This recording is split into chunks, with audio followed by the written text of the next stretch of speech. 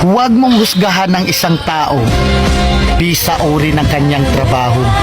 Katulong man yan, karpintero, basurero, o kahit ano pa ang trabaho, basta marangal.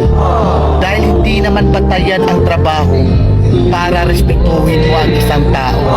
Dahil ang buhay, kailangan natin ng diskarte para umasenso. Aanin mo ang diploma kung wala kang respeto sa kapwa. Kaya tayong lahat ay pantay-pantay lang. Tayong lahat ay may karapatang tratuhin ng tama kahit walang pinag-aralan.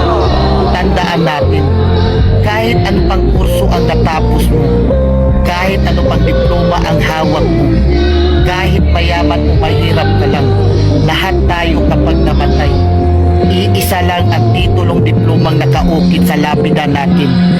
Rest and peace.